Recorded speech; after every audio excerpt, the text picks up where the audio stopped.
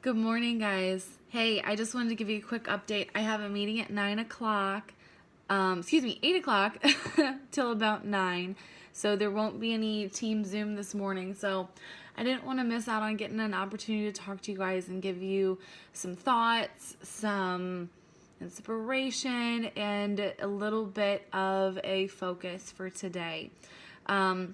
So my focus today is a little bit different. Okay, we all have our morning routines, and one of my morning routines is to kind of look and see if I can find a quote that inspires me, gets my day going. And this one that I found this morning was a little bit more different. The quote says, "Loving you took my time, but I won't let it take anything else from me." You know, what we do takes a lot of time, and it takes compassion and empathy for our clients. And that can be very difficult at times when we don't get the answer that we want. And it does hurt. It's hard. It's hard to be told no 70% of the time. But think about that.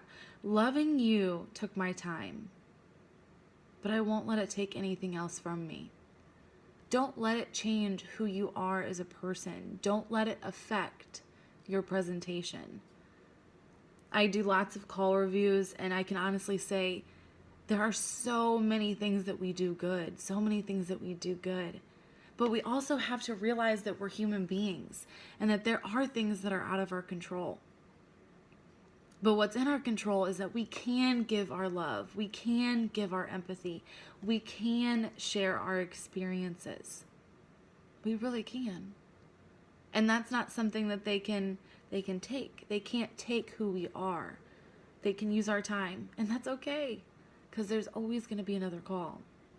But once I read that quote, I was thinking about my experiences, relationships. There's good relationships, bad relationships, relationships with clients, relationships with friends, parents, boyfriends, husbands, children, things like that. And it really made me wonder, what really is affecting us? Is it the fact that you gave up your time for an individual that didn't see things your way? Or was it the fact that you tried everything that you could do and it still didn't turn out the way you wanted it?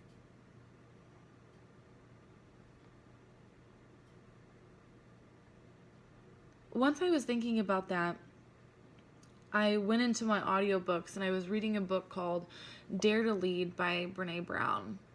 And she was talking about the difference between courage and fear. It takes courage to do what we do, to talk to these people about our experiences, about our loss. It takes courage to open up. And that's not an easy task. It takes courage to do a medical takeaway when we feel uncomfortable. It takes courage to share our emotions during the rapport section, to share our emotions during the need section. And it takes courage to call the bank. But then there's fear. Fear is your armor. Fear is what stops you from doing the things that you should do or want to do. Fear is what weighs you down from getting to your goal faster. What are you afraid of? And I'll tell you mine. My fear is not doing everything right. By nature, I'm a perfectionist. I have to have everything organized. I have to have all my numbers in a row. I have to make sure that I am doing everything right. And that's a fear that I won't. But if you can take that armor off, let that fear go, and use that to push you for courage, because courage and fear come hand in hand. Courage and fear are two things that come together. You can't have courage without fear. Otherwise, it's just a normal reaction. If you're able to identify what it is that is stopping you, that is when you become in control of your presentation. Are you afraid to use call control because you feel as though it's not being truthful? Well, it is. This isn't going to take very much longer. And this is just an informational call. It is true. It's just a feeling because we were raised to be respectful and to let people make choices for us and to be courteous and kind and to say, okay, yeah, I'll call you back later. The issue is not that the person's busy. The issue is that you're afraid that they won't like what you have to say. That call control statement. Medical section. Medical takeaways are pivotal in our presentations. And some of us are afraid because of maybe, we don't think that high blood pressure is a good medical takeaway.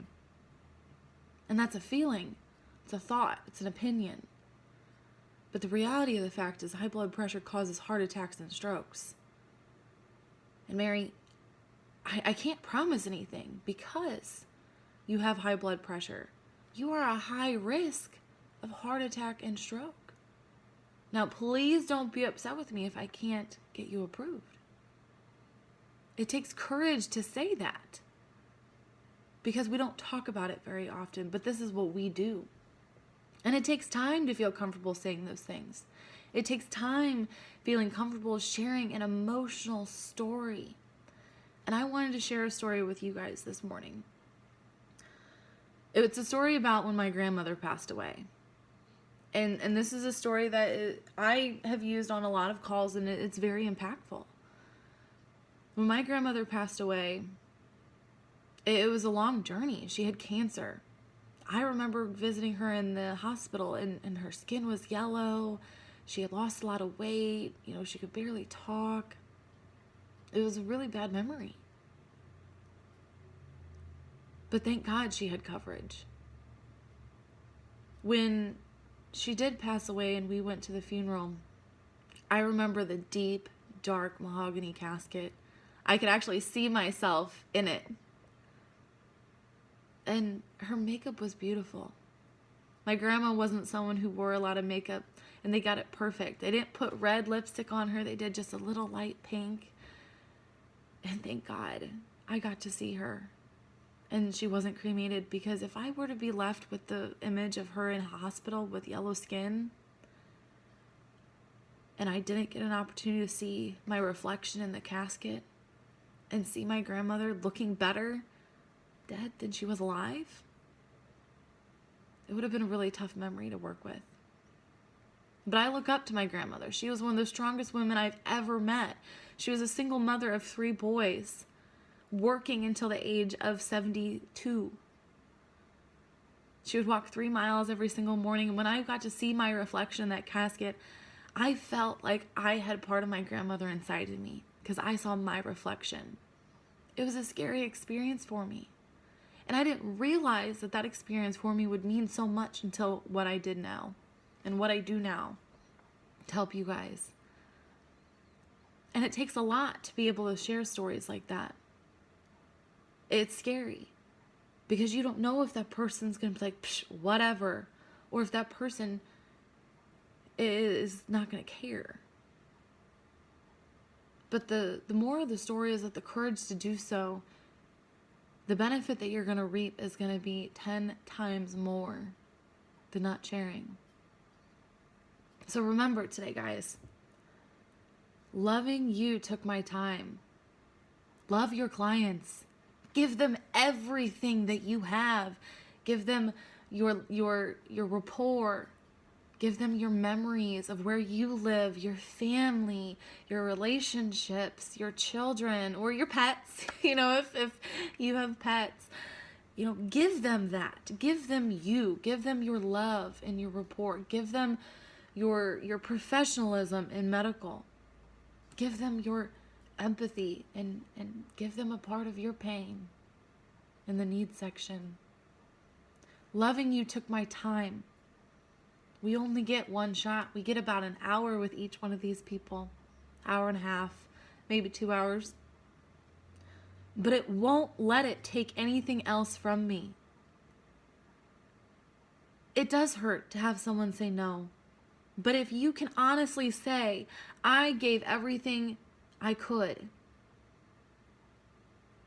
not just the script. The script is our Bible. The script is our journey. The script is your path. But if all you have is a cookbook to a good recipe and you never put any ingredients in the bowl, it's nothing but a piece of paper.